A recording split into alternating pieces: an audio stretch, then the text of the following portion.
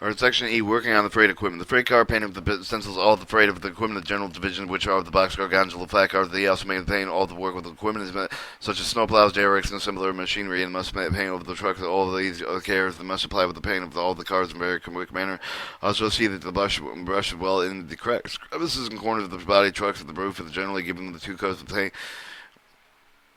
Reach the top of the side of the boxcar. The frame painting was required to carry large horses about 12 feet in length, between the 9 and 10 foot in height. They must also lift the horses over all the debris littered with the freight, repair track, and place them carefully along the side of the cover to paint it so that when it is mounted, it will not tip over. The work must be done quickly with really in all kinds of incremental weather. When the rain hardening, he must must be confined to the cars that are under the roof. Although in some instances the freight cars are painted in the open while in snow. Paint boxcars. The painting of the roof of the house of the car is generally done with a long hand brush, the aid of which the work is done very quickly. Some of the shapes paint applied with the surface of the car by spraying machine. The machine operates similar to the atomizer of the compressed air blows for the paint against the car. In other shops, the long handled brushes are used to paint the size of the end of the boxcar, which eliminates the carrying of the heavy horses from the car to car. Most shops, however, in order to economize the use of the paint, is done with a small brush by the painters. Some of the cars at the bottom is painted with which require the freight of the painters to crawl under and around the car and paint overhead, which results in that he is a great deal of the paint of on his features and clothing. Painting trucks. In painting the trucks of the freight car, you must take a layer of the cover of every part of it thoroughly as patched. Unpainted would be found with the foreman's on inspection. The purpose of painting the trucks and the bottom of the car is to prevent rusting, and the purpose would be defeat if the job was not done thoroughly.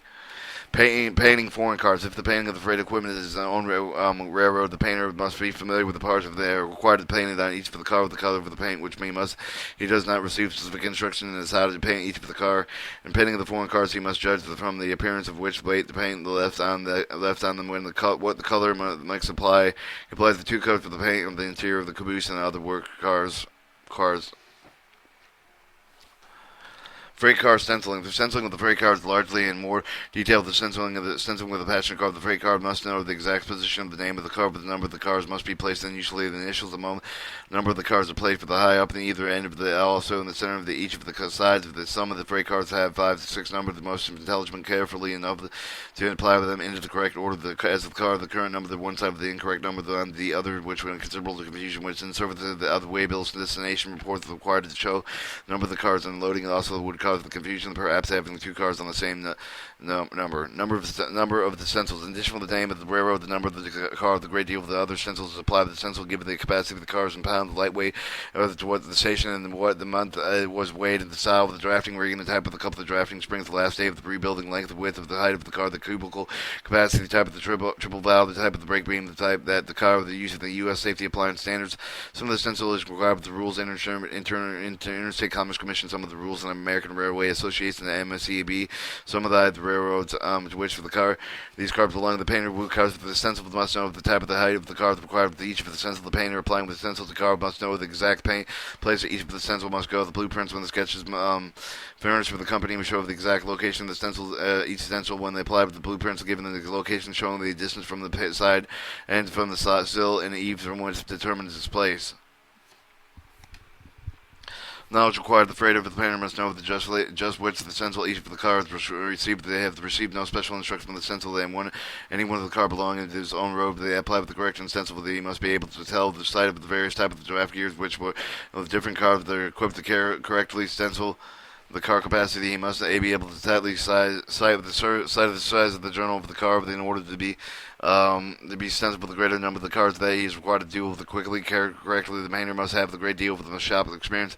He must also stencil the grain line marks for the inside of all the cars with using the carry of the grain. He must know they are able to measure for the distance from the floor of the inside of the car with which each of the grain line must be placed as a line for the coats of whether the oats or wheat or corn will be different heights from the floor of the car. Each of the different heights for the different car with the lines of the generally stenciled alongside of the car door are the guidance for the shippers. Others loading of the car that they will not load if it would more in the case capacity. The painter must know that which height each stencil must go, and if the experienced man would be properly mixed the stencils so that they, when in service of the car, would not be loaded to the limit of its capacity when the kind of grain is overloading. Variety of stenciling. The following from the Railway Review of the January 31st, 1920 gives an idea of the work of the freight painter stenciling. No one item enters more than into the expense of the freight painter. Freight cars does the making and unkeeping of the stencils. Necessity of the employment of the higher rated employee of the first place to make the stencils, keeping them in the repair when the stops are considered the act of the most repair yards are obliged to give them nearly as much attention to the repairs of foreign equipment as the system cars if there's some adequate idea of it may be had at an amount of the time material necessary to maintain the stencils, which necessity must keep it in the stock in order to replace the standards of various railroads. It may be said that the passing them to the two roads have the same standard, either in the style, the shaping of the letters numerable, although they are Roman Greco-Grecian style. The necessity is army numerous outlay when figured in dollars that they could be eliminated in standards and covered could be agreed upon. Freight car painting is required to make new stencils in nearly every foreign car that requires extensive re-stenciling. When only the part of the stenciling has been removed, he sometimes fills the missing portion freehand. Section 5. Working on locomotive surfacing and painting. The painting of the preparing of the surface of the locomotive, the tendering of the painting of the similar to work of the down steel passenger car. But after the surface has been primed, it is given a coat with the flat lead surface with the cavities and scale mark with the putty, but the sandpaper is filed with the two more coats. The lead surface has been rubbed down with a smooth finish with the pumice stone. Sometimes surface is sponged with wiped with a mixture of the turpentine and oil. The two coats of the locomotive black and are applied with after leading is done with the two coats of the varnishing applied in our overall. Locomotive has a casual observed applies only to the painted black. The overlook of the fact that the brass piping and the tubing are covered with the paint and prepared especially for these parts. The cooling parts are not subjected to the heat of the covered with mineral paint, while the firebox and smoke box are front end on each of the machine intense heating when they're subjected to are finished with the graphite paint and plumbo mixture. Lettering. In lettering, a number of the locomotive painter used the aluminum gold leaf on some of the tenders. The emblems or monograms are stenciled in various colors. The painter cuts the stencil paper and sheets in iron sheet brass.